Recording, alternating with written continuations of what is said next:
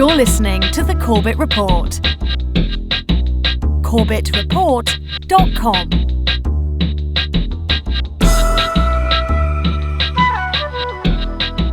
Welcome back, friends. Welcome back to the Corbett Report podcast, and specifically that subsection of the podcast known as Questions for Corbett. I'm your host, James Corbett of CorbettReport.com, coming to you, as always, from the sunny climes of Western Japan, here on this 4th day of August, 2014. As I say, this is Questions for Corbett, and it has been a while since our last one. Again, this was not something that was planned. It was just one of those things that happened. As I'm sure you know by now, my computer gave up the ghost a few weeks ago, so I had to get it repaired. So I was on a bit of an enforced vacation, and everything got sent a little bit further back than what I had intended. But here we are back with a Questions for Corbett, and from this point on, all things being equal, there should be a new podcast coming out from CorbettReport.com every Monday, whether that be Questions for Corbett, or whether that be Film Literature in the New World Order, or whether that be the regular podcast series. At least that is the intention, and let's hope that that happens. As I say, this is Questions for Corbett, where exactly as it says on the tin, you write in your questions and I answer them. And there are different ways to get your questions in. As always, you can use the contact form on CorbettReport.com to leave a text message. You can also record yourself using the new SpeakPipe application. You can record an audio message, which I will play on the podcast, and we have a few examples of that this month. We also, of course, accept your YouTube responses or your Twitter questions. Again, just use the hashtag QFC. And also, in addition, there's another way to get in touch these days. In fact, one that will get priority. That is to leave a question in the comment section of CorbettReport.com. Of course, for members of CorbettReport.com, you can log in and leave your question for Corbett directly on the website, and I will do my best to try to answer those. So again, many, many different ways to get your question in, and as a result, there are many, many, many questions that come in on a weekly basis, on a monthly basis. So again, there's been a lot of questions that have come in since the last episode of this Questions for Corbett, and I cannot get all of them I cannot answer them all in this one podcast. So, as always, please accept my apologies if your question did not get answered. It is not personal. It's just we cannot physically answer them all. So here we go. We're going to open up the mailbag and get into the questions. And since the last time we had a Questions for Corbett, of course, we have seen the release of the Federal Reserve documentary. Yes, the much ballyhooed Federal Reserve documentary that I've spent several months making. So there have been quite a few questions about the Federal Reserve that have come in the last few weeks. So let's answer some of those first up and right off the bat. We're going to start with a regular email that came in from Bob, who asked, could we air your Fed documentary on our local Access TV channel? Well, I replied directly to Bob to answer this, but I'll answer this here in the open forum here as well, to say absolutely yes. In fact, it's wonderful to see people with that idea. I think this is a great and perhaps often overlooked tool for info warriors out there to get this information out to others. Access TV, of course, public access is a great way of getting some of these ideas out, because of course most public access will allow you to help take part in their programming, and will perhaps potentially allow you to, for example, air a documentary, assuming, of course, you have the right to air that documentary, on subjects like the Federal Reserve or what have you. So an excellent tool to use generally, and of course, in this specific case with the Federal Reserve documentary, of course, you have my blessing to play it on local access TV or wherever else that you can get it played. Of course, 100%. The answer is yes. And this is an answer to another question that I get quite a lot from people who want to support the work in the Federal Reserve documentary but don't have the money to buy a DVD, or they want to do something different than just buying a DVD. Of course, I really do appreciate your monetary support with DVD purchases. It really does help to make this work possible, and it makes future documentaries possible. But more than that, of course, there are things that you can do that don't involve any money whatsoever that can help me out. Not only, for example, playing this on Access TV or helping to mirror or spread the link around to people in your contact list or what have you, but also some other ideas. I do need translation help. Of course, the entire transcript for the entire documentary is up on CorbettReport.com/Federal Reserve. So it's all there. If you do speak another language and you do want to put in the effort to help translate this, please do so, and I will make that translation available through the website or on the YouTube video or in whatever form seems best. depending on the way that you provide the translation. That's going to be helpful. In fact, we already have a couple of people working behind the scenes on creating a German translation of the documentary, so hopefully that will be available in the near future. Other languages would be helpful. Please get in touch with me and we'll coordinate just to make sure that no one's duplicating anyone else's work. Some other ideas, of course, you can... here's an idea that if you implement this, it'll take 90 seconds out of your day, but it'll genuinely really help me out. If you have a favorite media host out there, please just drop them a line just to say, hey, I heard James Corbett is available for interviews on his new Federal Reserve documentary. I suggest you check it out. Just something like that. Just a nice, pleasant little note to suggest having me on as a guest, and that can really make a difference. So, again, whatever media hosts you listen to, please write in and ask them to have me on. I'm happy to talk about this documentary anywhere that will have me on to talk about it. So that's just another idea. So lots of different ways that you can help out with this work, and if you want to help spread the information that has been contained in this documentary. All right, let's move on to the next question. This one, a SpeakPipe message that came in from Jennifer. Hi, James. This is Jennifer from California. You had mentioned in one of your interviews that one of the most important factors of freeing ourselves from the financial system is getting out of debt. I was wondering, for your questions to Corbett, whether you could expand a little bit on that and what that means in terms of how the banks can continue to control us through debt after the financial system crashes and the dollar is completely devalued. Thanks a lot.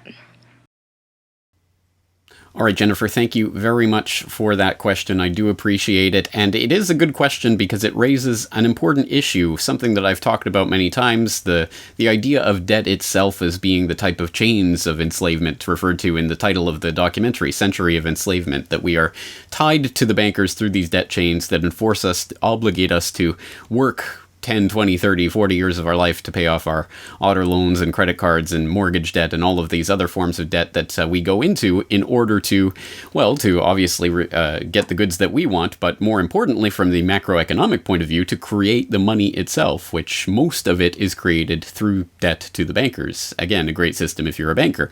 And this is, of course, a problem because in times of economic crises where the currency becomes debased and devalued, and they have to switch over to a new system, of course they can suddenly have a bank holiday and suddenly revalue the dollar, and new dollars will be worth whatever 10 of the old dollars, so that suddenly your entire bank account will be reduced by 90% overnight. That type of thing is certainly possible in the type of economic collapse scenario that I think is in the cards at some point, or is at least one of the cards in the deck that the bankers can use when they do seek to finally take over this system completely. And in such a system, of course, if you have a large debt, it will obviously be revalued into the new dollars as well, as will your bank account, and suddenly you'll be earning new dollars, so that ultimately you will be in either the same position or potentially in an even worse position than you were before. And the prospect of debtor prison is something that we associate with some sort of 19th century Dickensian type of Victorian era type of idea, but it is something that more and more is likely to occur in the event of some sort of economic collapse, where literally the debt chains, the debt enslavement becomes quite literal, and people are once again thrown into forced servitude in some sort of debtor prison to work off their debts to the banks. Again, that is a possibility. I'm not saying that's going to happen overnight, but I'm saying it certainly could happen in the event of the economic collapse that we do see in the cards, or at least as one of the cards in the deck. Now, this is not to say that all debt or all the idea of credit itself is necessarily evil. It really does depend how it's done and by whom and for what purpose and in what way. And there are alternative monetary systems that are predicated on the idea of money created through credit, but that doesn't necessarily have anything to do with bankers and debt obligations of that sort. It could be a mutual credit system or even self-issued credit, as Paul Grignon has argued for, and as I always like to try to point people towards, because I think it's a pretty ingenious system that he's come up with. So I'll put some links in the show notes to do with those alternative monetary systems that also rely on some sort of credit creation process process so that the economy can expand when it needs to, which I think is an important part of any economic system. So again, this isn't to say that debt itself is a bad idea, but the debt that we have today, where we pay bankers for the privilege of creating our money out of nothing, or out of our obligation to pay back to them, more importantly, is a pretty untenable system and one that we really shouldn't allow to continue. All right, moving along, we have a question in from Raga Daga, who writes, I am currently reading Secrets of the Temple, How the Federal Reserve Runs the Country by William Grader. So far, I've learned that the Fed is granted not only the authority to create new money by the issuance of interest-bearing loans out of nothing, but also the authority to destroy money when these loans are repaid. Do you know of any instances when the Fed has actually destroyed money, or maybe a ratio of the money destroyed versus money created? All right, thank you very much for that, Ragadaga. That is a good question because, again, this is an important concept to understand, and it's really not so complicated. As I hope people are more aware these days, the Federal Reserve helps to expand the monetary supply by creating money and injecting it into the reserve accounts of various banks through their Federal Open Market Committee, which decides on whether to buy or sell treasuries in the open market from whoever is buying or selling, and putting the funds into, or taking the funds out of, the reserve accounts of the banks through which those treasuries are bought and sold. So by putting those funds in or taking those funds out, they can literally put money into the economy, into the monetary supply, or to take it out. And the Federal Reserve can do that at any time, just based on whether it's going to be buying or selling treasuries in order to inflate or contract the money supply. Perhaps more importantly, just as the greater share of the money supply is created by just the regular commercial banks in their everyday lending operations, so too the regular commercial banks have the ability to take money out of the economy by simply retiring loans. Calling in loans and failing to issue new loans means that they'll be contracting the money supply because, again, the money is created as debt. As that debt is retired, the money supply itself shrinks. So that is the way that money expands or contracts in the economy. And yes, it certainly has contracted in the past. It has been destroyed. And one of the most notable examples was the Great Contraction. That is not my term for it. It's Milton Friedman's description of the 1929 to 1933 contraction of the money supply. I believe it was by almost 1/3 of the money supply of the United States evaporated away as banks started to fold, as they called in loans, as they tightened credit. And basically the entire economy started to contract. The Federal Reserve made that even worse because in a pre-Federal Reserve system, the other banks, the stronger banks, at least had some sort of incentive to try to save, to band together to try to save some of the smaller institutions. Of course, they got to decide which ones lived and which ones died, but at any rate, they had some interest in saving the financial system itself, so they would band together in that. But in the Federal Reserve System, suddenly there was this idea that, well, this is, everyone's kind of tied to the system, and it's the system that's keeping us all afloat. So, as Friedman pointed out, the Federal Reserve definitely exacerbated the Great Contraction of the 29 to 33 period, which was the heart of the Depression. That's why the Depression really happened, and what really got it underway in earnest. It wasn't the crash itself, the 1929 crash, it was the contraction of the money supply that was the real problem at the time. And that's why, as I include in the documentary, there's that quote from Bernanke at Milton Friedman's 90th birthday. Yes, you said that the Federal Reserve created or caused the Great Depression. Well, you're right, but we won't do it again. What a wonderful statement to make. But there you go. So that's what that was all about. The money supply can and does contract because money can be destroyed simply by loans being called in and not new loans not being issued. All right, let's move to a different issue. Gabrielle writes, according to the documentary, the Federal Reserve documentary, someone testifying suggested we haven't had any gold since 1934. 9/11 truthers have information about trucks full of gold leaving the WTC on or near 9/11. It was associated with WTC-7, Bush and Giuliani, and why would our gold be stored there instead of a bank? Did they have the authority to move it using the military? I thought our money was controlled by Congress. Okay, thank you for that, Gabrielle. A few things in there to clarify. First of all, yes, there's a clip in the documentary of Scott Alvarez, I believe, a Federal Reserve employee of some sort who was testifying in a congressional committee hearing that was being run by Ron Paul. He was testifying that no, the Federal Reserve does not have any gold on its books and hasn't since 1934, when they were obligated, like everyone else in the country, to turn over their gold to the U.S. government, and they received gold certificates in exchange, which is really just an accounting thing. It has nothing to do with gold itself. It was just there to represent the value of the gold that they turned over to the Treasury, and that's what they have on their books today, and it's still valued at the $42 and 1/3 or whatever per ounce that was the statutory price of gold at the time. It has nothing to do with the spot price of gold today of $1,300+. So that's an interesting little part of the Federal Reserve. The Federal Reserve does not have any gold holdings, not any actual physical gold, or not even anything that represents physical gold.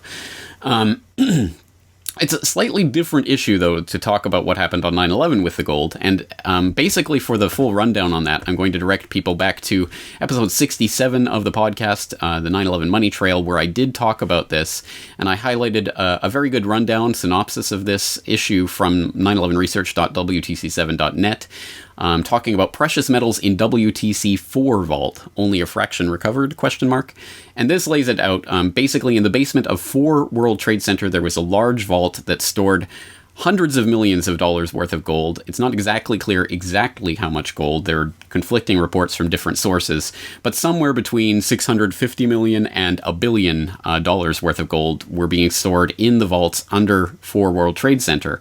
And Giuliani made a specific point about recovering that gold, and when that gold was recovered, or as much of it as they were going to recover, that's when the firefighters were pulled off of Ground Zero, and that's why the firefighters still to this day hate Giuliani, because he pulled them off of Ground Zero, the Ground Zero cleanup, despite the fact they hadn't recovered all their fellow firefighters' bodies. So that's where that whole animosity between the firefighters and Giuliani comes from. And basically, Giuliani was in it because he wanted to recover that gold, or at least as much of it as they could. And the interesting thing is, on November 1st, Giuliani announced more than $230 million worth of gold and silver bars that were stored in the bomb-proof vault at the bottom of World Trade Center 4 had been recovered. However, again, there are different reports about how much was actually stored there, as much as $1 billion or $950 million worth of gold by a Times Online estimate, talking about COMEX Metals Trading, COMEX clients, the Bank of Nova Scotia, all storing money in that vault. There's a separate issue involved here, which is actually the Federal Reserve Bank of New York, which is, of course, not too far from what was happening that morning on 9/11. Is also has a huge gold vault, which is actually, open to the public. You can take a tour of that gold vault, or at least as much of it as they're going to show you, where the Federal Reserve Bank of New York acts as a custodian for basically central banks and large institutional holders of gold. And they, I think something like 98% of their gold vault is full of holdings for other central banks. Of course, it's a question of how much of that is actual gold and how much of it is gold-plated tungsten or whatever, and how much of it is actually owned by the central banks that they say is owned, and how much do they lease out to other people, and all of that craziness to do with Germany wanting to get an accounting of their physical gold from the Federal Reserve Bank of New York. But anyway, the point is that the Federal Reserve Bank of New York also has a very, very large gold vault. I believe it's 6,700 tons of gold, at least capacity in that vault. And the whole issue of whether or not there were hundreds of millions of dollars worth of gold that were taken from 4 World Trade Center that morning has to do with a report about some trucks that were recovered in a tunnel going to World Trade Center 5. And the initial report is a bit confusing. It seems to suggest that there were trucks that had gold that were recovered from the tunnel, but it's also written in a way that it could just be that those trucks were recovered from the tunnel that led to the vault where the gold was recovered from. Again, it's a really confusing report, so there's nothing conclusive here. We don't have conclusive evidence of gold theft that was taking place on the morning of 9/11, but there's at least enough there that a real thorough actual investigation of 9/11 would have, should have, could have looked into that issue. Of course, the 9/11 Commission didn't.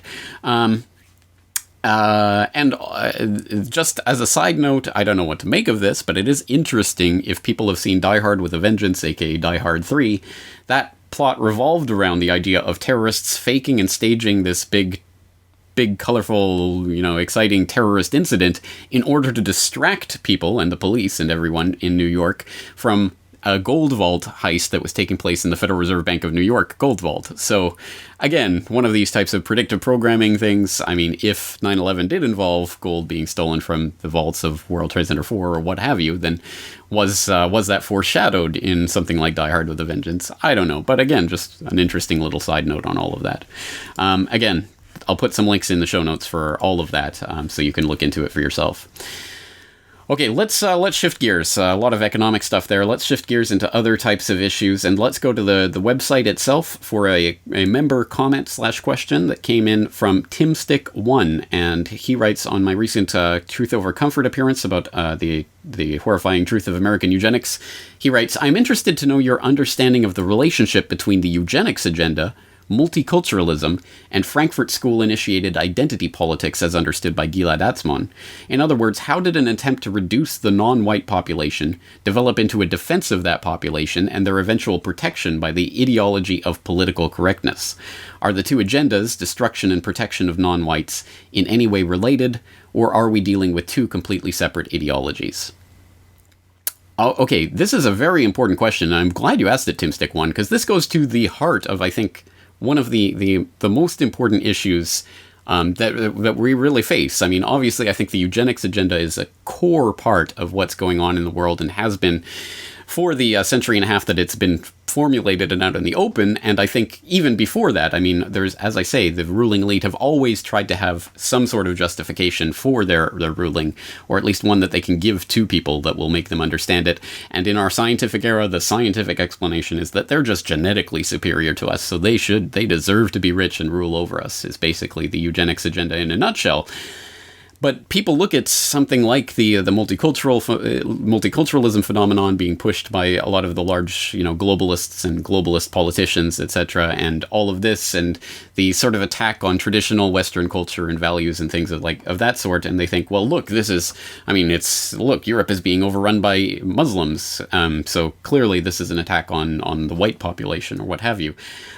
I understand people's perspectives on this, but I really think when we start to play into that identity politics game is where we lose that game, because this is a game that has been constructed by the cultural engineers as part of the overall depopulation agenda to get us fighting with each other, whether it's along the class lines, the race lines, the sex lines, the sexual orientation lines, all of these ways of pitting us against each other so that we are constantly battling against each other rather than battling the people at the very top of the system. And here's the ultimate overview of what's going on here, is that the people at the very top, the people at the heads of these eugenics organizations, who happen to be the same, multi-billionaires who are at the top of the foundations and all of the structures that really undergird the globalist system and all of these institutions that wield all this political power in our current world system, including, of course, the Rockefeller family that's been intimately involved with the eugenics agenda since its inception, and who, of course, we had Rockefeller III as part of the Population Council, which was really just the American Eugenics Society by another name, etc., etc. These people at the very top of the system, they are not, first of all, they're not obviously trying to promote some sort of Muslim takeover, or, the Muslim world should be dominant over the white world, or things of that nature. That has, obviously, why on earth would the Rockefellers and Rothschilds and others want to promote that, except as a way of breaking down traditional Western culture and values, etc. And nor do they want to promote white culture or the white people or the white race or anything of that sort. It has nothing to do with your skin color or whatever. It is really a clique of parasitic criminals at the top of the system who are going to do anything to defend their little clique. They're literally bloodline family in some cases, when you look at the Darwin, Wedgwood, Huxley clan, or, the Rockefellers marrying in with the Aldriches, marrying in with all of the other, American nobility, etc. They are these tight, small groups of people who genuinely believe they are the natural rulers of the rest of humanity, and everyone else is scum. So I don't care what color your skin is, how many dollars you have in your bank account, what gender you are, or sexual orientation, or what have you. If your name isn't a Rockefeller or a Rothschild or a Vanderbilt or one of these, family names, You are not part of their clique, and you are the target. So we all have an interest in banding together against these people. It really isn't about these issues that set us at each other's throats. Those issues are set up specifically to get us fighting, and unfortunately, they work extremely well. So I think we have to be very careful about this, and the ways that we look at this phenomenon that's developing. Because again, the people at the top of the system, the globalists, of course they don't care. They don't want the brown people of the world to take over the white people or what have you, or vice versa, or anything of that sort. It's truly about this small ruling class within just this tiny little grouping who want the rest of the world either dead or subjugated to them economically. So unfortunately, they're doing very well in that agenda as we continue to squabble with one another, as if the average person walking around here in my daily life in Japan or in your daily life wherever you are is the enemy of some sort.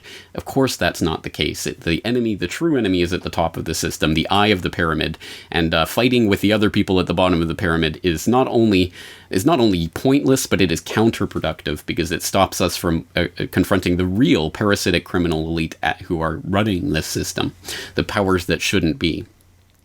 So, on that note, let's go to a perhaps related question, this time a tweet from @thesecondgoing, who writes, "What do you mean by the Anglo-American establishment?" Now, this is a good question because this is a term that I use occasionally. I don't think I throw it around that often, but it is a term that I use, and it does have a specific meaning, so I think it behooves us to know that meaning. And of course, the term itself, I don't know if it originates from, but certainly I think it's probably best defined by Carroll Quigley, who wrote in a book that was published in, I don't know, I believe the 1960s. I'll look that up, and anyway, I'll put the link to the book itself in the show notes so you can go and read the book, and from that we can get some indication of what Carroll Quigley meant by the Anglo-American establishment. Let's just read the first few paragraphs of this book from the preface. He writes, quote, "The Rhodes Scholarships, established by the terms of Cecil Rhodes' seventh will, are known to everyone. What is not so widely known is that Rhodes, in 5 previous wills, left his fortune to form a secret society which was to devote itself to the preservation and expansion of the British Empire. And what does not seem to be known to anyone is that this secret society was created by Rhodes and his principal trustee, Lord Milner, and continues to exist to this day.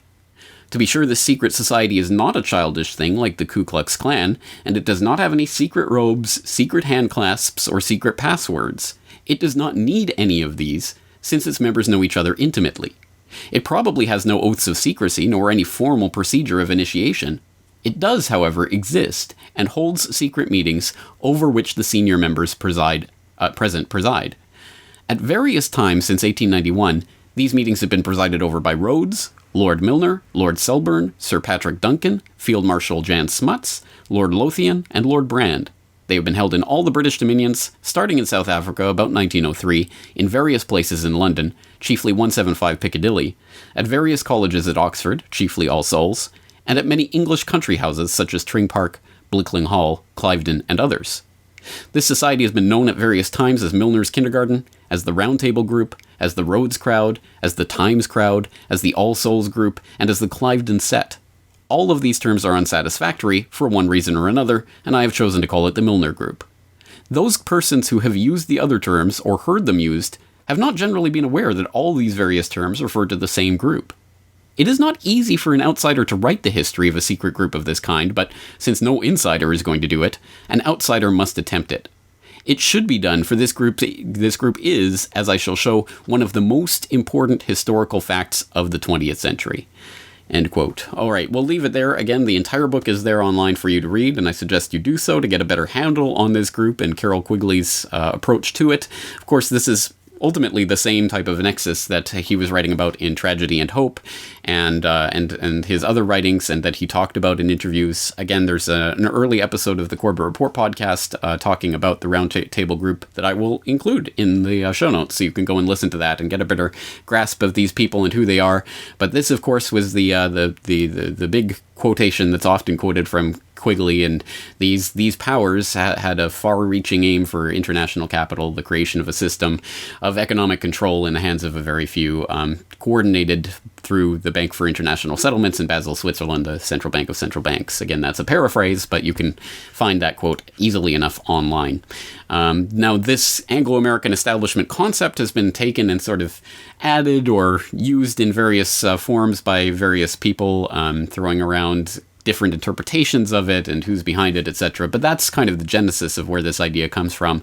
And I think it's a very important thing to take a look at for many reasons. And one of them is simply that it provides us an idea of how these secret societies, the really important ones, actually function, which isn't necessarily through robes and hand clasps and things that we traditionally associate with secret societies, but it's a group that's small enough that these people all know each other, they all interact, they don't need to be told, don't spill the secrets, because they're all in on it.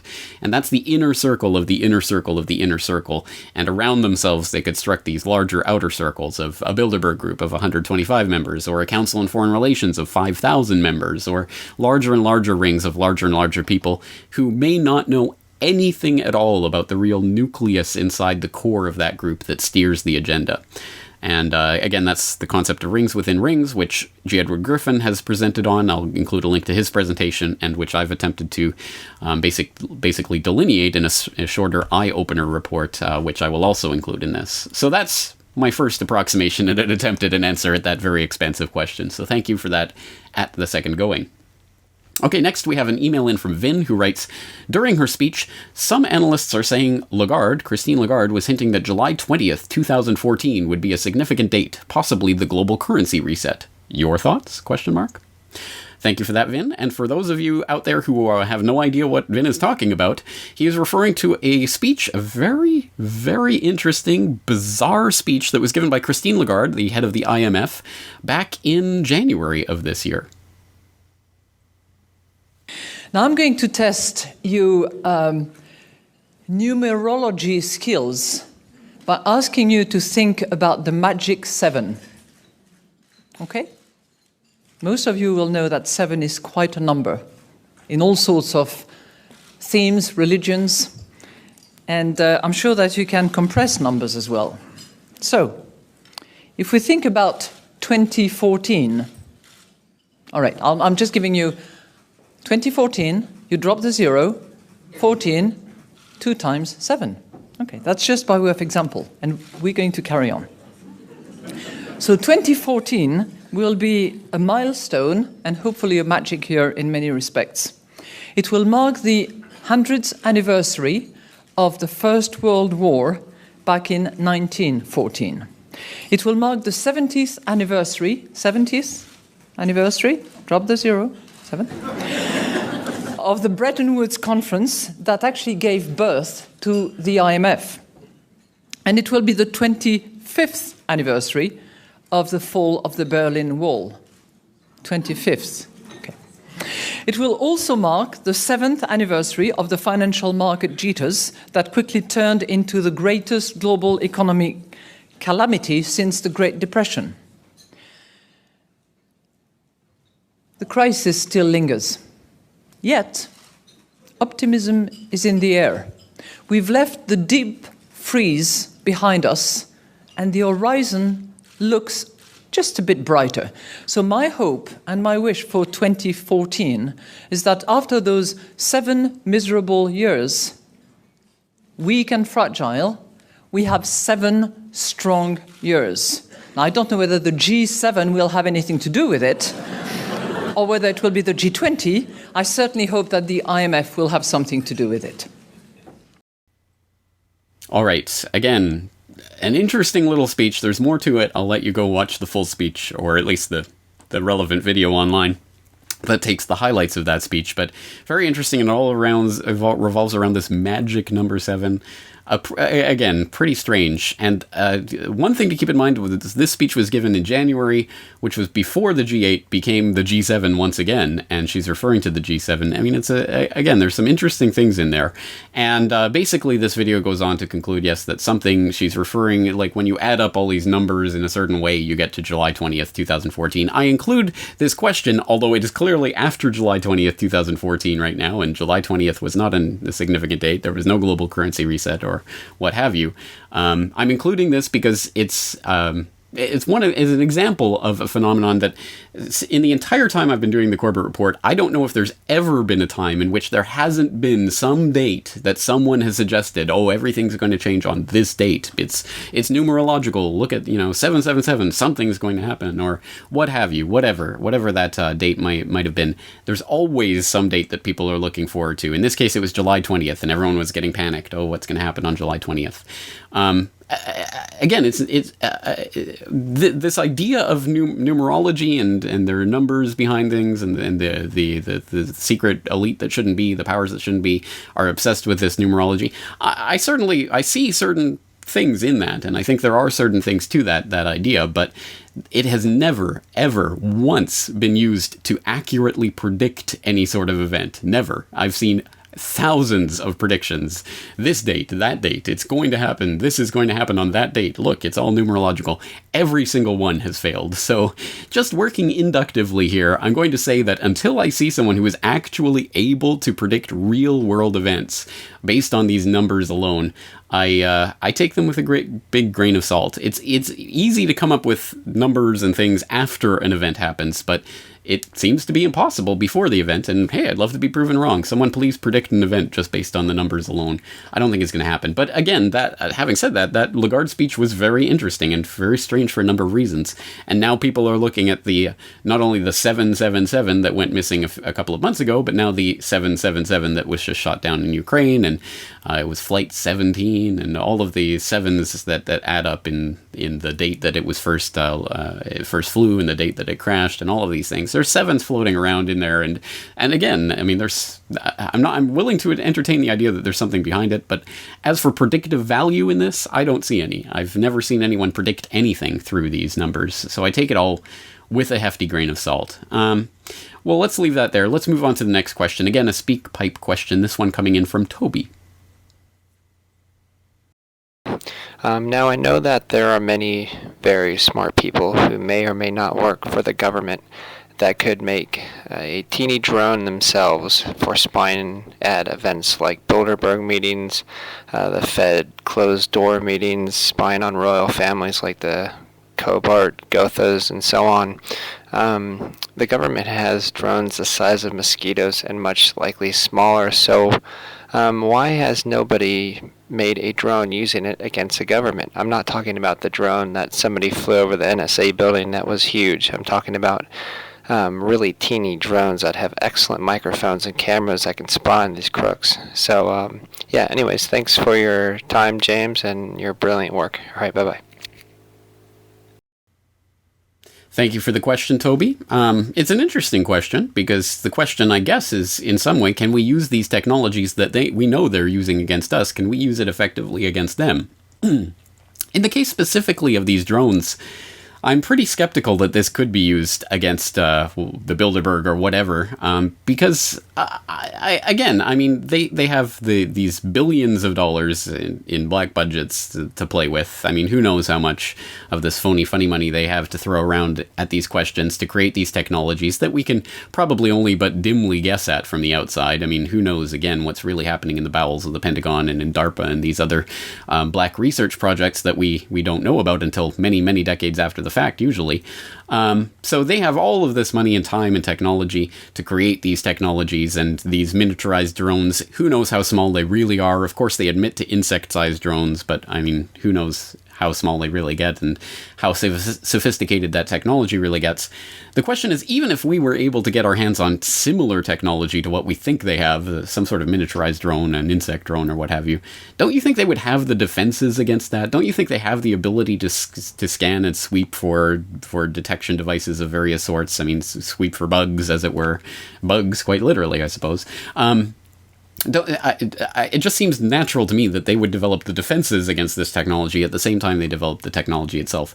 I don't think we're going to win that head-on technological arms race, because again, they have however many billions of dollars in this phony funny money they print out of nothing to throw at these problems, and you and I have, a couple of dollars to scrape together at the end of the month. So I don't know. I mean, I don't want to say that I'm not opposed to people trying, I guess, to technologically counteract what's going on or to use this technology against them. I don't think it would get anywhere, and ultimately, I think you're probably just going to get thrown in one of their prisons and locked away in a cage for attempting to do so. I just don't. I fail to see that type of technology is going to be successfully used against the people who control and own and create that technology. Maybe I'm just being overly cynical, but I don't see how that would work. Let's move on to a Twitter question from Dan, aka @dwake216, and he writes, James was interested in your take on this. They claim it to be a much more likely scenario, and he provides a link to a website that is actually no longer online, but using the Wayback Machine you can find it, and links to various sources. And it's an interesting little website that claims, of course, that the whole Fukushima thing from top to bottom was a hoax, and it seems to claim everything about the Fukushima was a hoax. That the earthquake either... It happened, but it wasn't quite like the earthquake they said it was. The tsunami wasn't like the tsunami they said it was. The meltdowns at the reactors weren't like what they said it was. Everything is a hoax, but I'm not exactly sure what that implies in this overall framework that they're trying to set up. Again, I've seen this type of idea. There's quite a few people who are propounding these types of ideas. And let's just take one of the claims that they throw around on this. Again, they throw 100 claims at the wall, and I guess like spaghetti, they're hoping something will stick. But one of the claims that they throw around is that the earthquake, which of course was a 9.0 magnitude earthquake on the Richter scale, they say, no, it wasn't really a 9.0. It was actually a 7.0, and they're trying to hide this or obscure this for some unknown reason. I'm not sure what difference it ultimately makes, because at any rate, a tsunami happened, unless a tsunami didn't really happen. But they seem to believe a tsunami happened, so I'm not sure, again, what this is all about. But they say, no, it wasn't a 9.0, it was a 7.0, and we have all these different sources that we can show that it was actually 7.0. For example, eyewitness testimony of people who were actually in Japan at the time, like this. Oh my gosh. Okay. So we're walking now, and I'm in Makuharimese, and we just experienced a 7-point earthquake. It's the first earthquake I've ever experienced this hardcore, and we're in like a huge stadium, and I'm freaking out a little bit. I was okay. Well, there you go. It was a 7, right? There you go. It wasn't a 9.0, it was a 7, as confirmed by people who were there. And other sources. There are all sorts of other maps and things that people will point to in this regard that all seem to show that this was a 7, 6.67 in some cases, or something around that regards. And somehow this got all covered over, and now the USGS and all these other organizations are in on this big conspiracy to make it a 9.0, when it never was such. It's all part of the Fukushima hoax, I tell you. This is one of those things that bring to mind that quotation by Thomas Jefferson, where he was talking about newspapers at the time, and he said that people who read newspapers in this day and age are probably less informed than people who don't read them at all, because they think they know about something, but people who actually know about that particular piece of knowledge know how badly the newspapers communicate it, so to the point where people who read it are basically just being misinformed. And this is, I think, one of those cases, because there is a very, very basic and central point to the discussion of the size of an earthquake, the intensity of an earthquake when it comes to earthquakes in Japan, that if you're in Japan, you probably know about, and if you're not, you probably don't, and it really does affect everything. There is actually a different seismic intensity scale that Japan uses than the one that is currently internationally used, the Richter scale. These are different readings on different measurements, and they are different scales that actually can't even be directly compared because they measure different things. Just reading from the general about the Japan Meteorological Agency seismic intensity scale. Unlike the moment magnitude scale, a more accurate scale for larger earthquakes than the outdated Richter scale, which measures the energy released by the earthquake, the JMA scale describes the degree of shaking at a point on the Earth's surface and is analogous to the Mercalli intensity scale.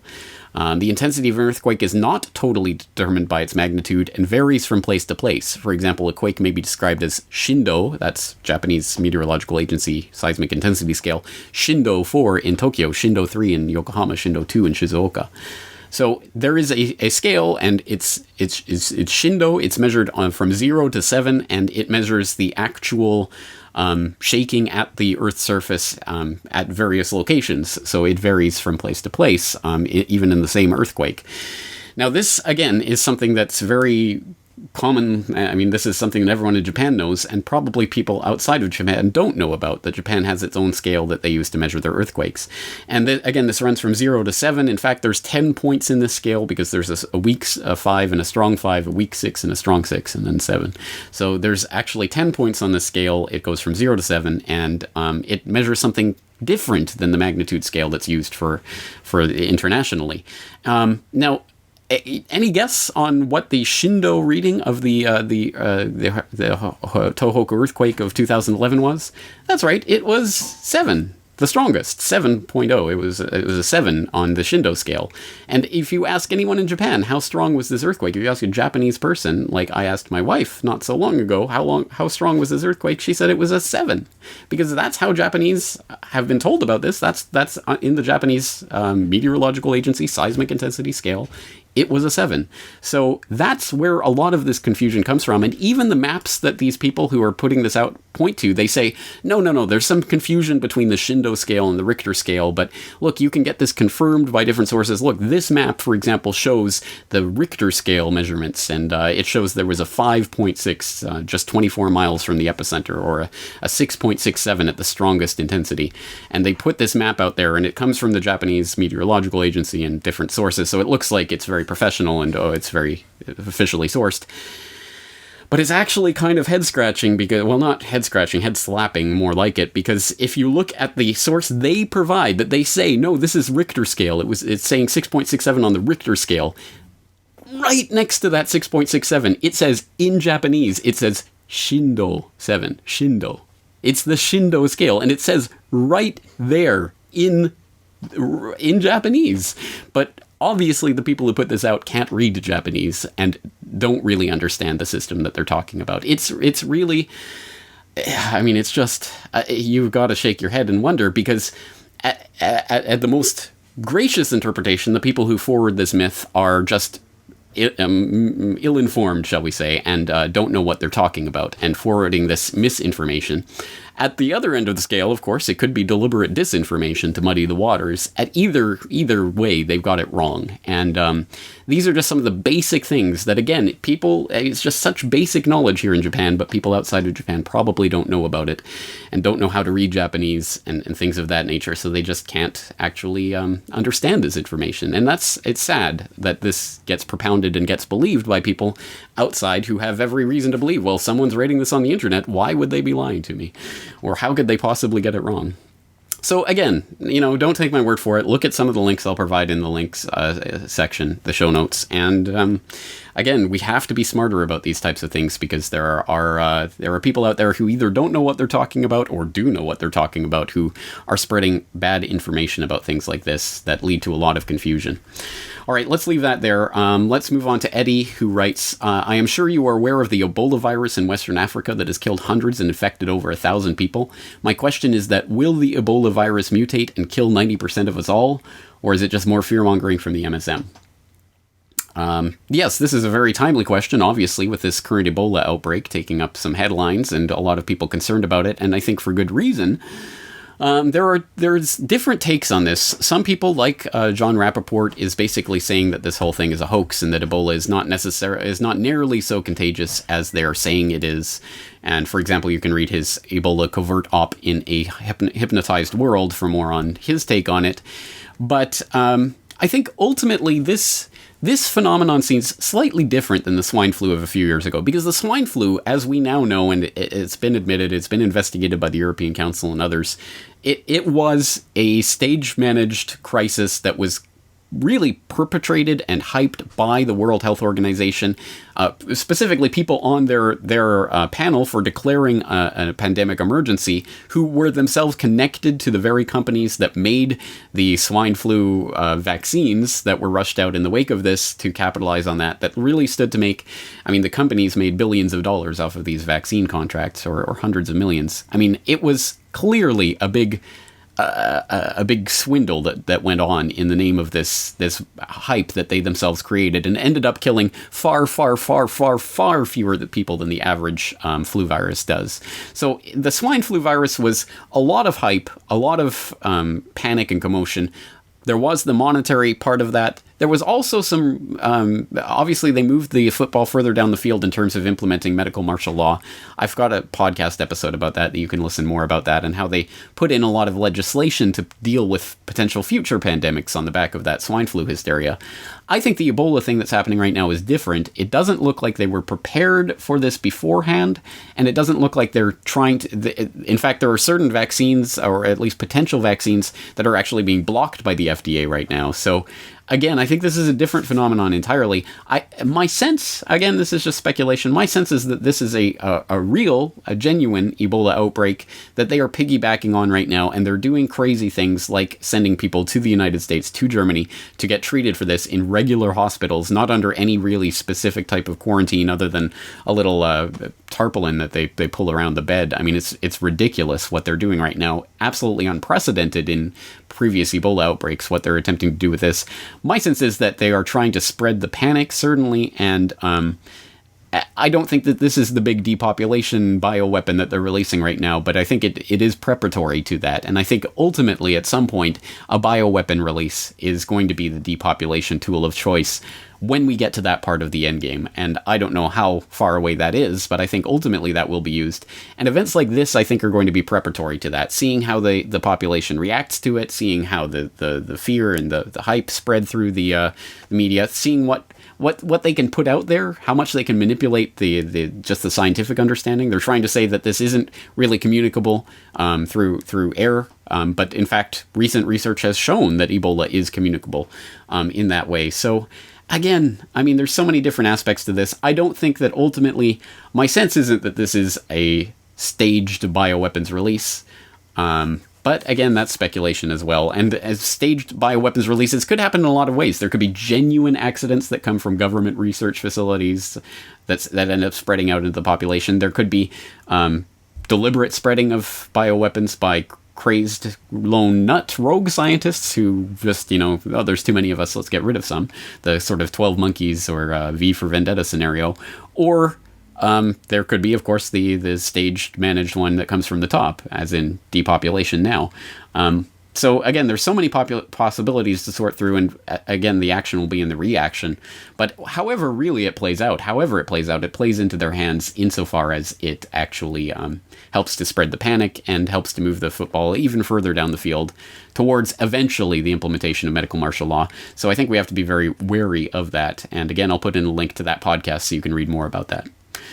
Okay, let's move on to Dan, who has a SpeakPipe message. Hey James, in your Bitcoin interview with Roger Ver, did you eventually receive your 0.1 Bitcoin? The suspense is killing me. Thank you for that very monotonic question, Dan. Actually, yes, if you rewatch the very, very end of that interview, you'll see that, in fact, yes, I did get my 0.1 Bitcoin. It was literally, I just got logged out, and when I logged back in, it was there. That's my... Okay, so I will scan that. And I will send you 0.1 Bitcoins, which is around 5,000 yen. A little bit more. Wow. And while we're finishing up, that can process. How long does it take a transaction like that to process? If you check your phone right now, you should have it. I have to sign in again. Speaking of which, I can confirm I actually did get the 0.1, so thank you very much. Thank you. All right, thank you. Thank you. All right. Always good to have a very simple and straightforward question to answer. Okay, let's move on to the next question here. In fact, this one comes from Deborah. It says, seeing BRICS take hold and opened for business has brought forth both questions and concerns. At first I was delighted, then skeptical, and now confused as Germany has joined the ranks and many more countries are knocking at the door. I was wondering if you might share your thoughts to how these mergers may affect the international banking cartel's stranglehold on society. Did we just shift into Mach speed down the New World Government highway headed right for the World War III cliff, or is BRICS the detour that offers real hope for humanity? Yes, thank you for this question, Deborah. This is an important question, especially now that people are saying, well, look, the BRICS Development Bank was just released or just announced in Brazil just before this MH17 happened, and was this MH17 an attempt to take down one of the BRICS, important members, just as they're trying to get off the ground with this new development bank? And there was a lot of questions circulating around about this. Ultimately, do I think that the BRICS and their own intergovernmental, institutions are going to be the answer to this? I really don't. I really do see this as genuinely part of the dialectic. On one side of the dialectic, you have the evil, clearly out of control, mayhem-inducing globalists who have the World Trade Organization and the IMF and the World Bank and all of these Washington consensus institutions that are clearly creating havoc and undermining and putting countries into debt servitude and taking over those countries and basically carving out their flaming hulks and instituting IMF riots and all of that sort of thing that we've seen in country after country around the periphery of the global economic system, coming towards the heart, and in places like Europe, where we're now seeing the riots and things that have developed there, and the IMF enslavement of Greece and things like this. So that is clearly one side of that dialectic. The other side is going to be posited as the good side of the globalist institutions. These are the good global institutions that are these countries working together for peace and harmony and all of the things that, the United Nations espouses. This is what globalism is all about. It's the good sunshine and lollipops of people who love you, who are coming to take care of you and coddle you and wrap you in swaddling clothing. That's what these globalist institutions are about. They're the good ones. So I think it's like the NATO versus the Russia-China kind of thing that's developing as well. It's like, here's the evil empire and here's the good empire. So go with the good empire. Yay, empire. And ultimately it gets us to sign on to the very thing that we're supposed to be fighting against. We're against the globalist institutions, but these are good globalist institutions, and they're combating the bad ones. So let's put our time and efforts and energy into the good globalist institutions. Or this is the evil military empire, but this is the good one, so let's side with the good one. Again, this is exactly how the dialectic functions. This is what it looks like. They create the false choice where one of them is clearly a bad choice and one of them looks like a good choice, but they ultimately have the same roots, the same ideas underlying them. And when you sign on to globalist institutions, you are signing on to globalism. And then suddenly, 5 decades down the road, the BRICS or whatever you supported because they looked like the good guys could suddenly become the bad guys. And oh, look, they were controlled by the bad guys all along. Who knew? This is, I think, the trick, and this is why I don't sign on to globalist institutions. I don't sign on to military empires. I don't put my faith, my identity, my energies behind any of these. It's all about what we can do as individuals to take power back into ourselves. That is what the system really cares about. That's what they're concerned about. That's why they never offer that as a potential solution. They always want you to sign on your identity to the next big solution that just furthers the football down the field towards their goal. Okay, having said that, let's close up this Questions for Corbett. As we always do, we try to include one positive comment of someone who's changed their life in a positive way. In fact, I've had a couple, and sorry, Garrett, I promised I was going to put yours in here, but we don't have time for it. Let's just go to Tom, who put in a SpeakPipe message about the Corbett Report and how the alternative media has changed his life. Hi, Corbett. I haven't followed your work for a few months now. I've been very busy working on my blog posts, but also musical compositions and even pastel drawings, all of which have been inspired by your political observations and information. So thanks to you, I just want to say good news. I've achieved more freedom than I ever could hope to achieve. because you made me feel allowed to actually do my own stuff and actually say what I wanted to say. So it's testimony to your exceptionally magnanimous spirit that you had such an effect on me. The battle we're fighting, I mean, in different ways, is an old battle between wisdom and ignorance. And there is a lot of confusion out there, a lot of manipulation, calculation, and it's literally an everyday struggle to try and find oneself in all this ocean of disinformation, petty-mindedness. It's a real daily struggle. So as someone who has made a lot of effort to try and carve their own nest against the tide, I understand the magnitude of your achievement, and I just want to say bravo. Okay, Tom, thank you very much for that message. People who are interested in Tom's website, commemoratum.blogspot.co.uk, I'll put the link in the show notes so you can go follow that and take a look. Once again, this media is making a difference in people's lives, not just the Corbett Report, of course, alternative media generally. It is having an effect. I know that there are a lot of people who get frustrated because they have people in their own lives who reject this information. Do not give in to the frustration. There are a lot of people out there who will reject you or ridicule you or throw this back in your face when you try to give it to them. But those are the exact same people who 5 years, 10 years down the road, who knows, they'll say, you know what, you were right about that economic crisis. After all, what do you think about this?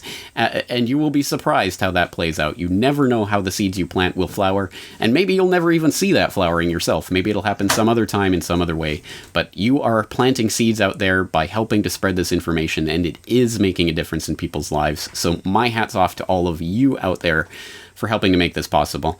And on that note, we're going to end the Questions for Corbett episode here. Next week, a regular edition of the podcast, and I'm going to be talking about MH17, laying out everything that we know about this crisis. For people who don't know, there's a great thread that's going on CorbettReport.com right now of people who are contributing to the discussion about MH17, providing all sorts of links and resources and documents.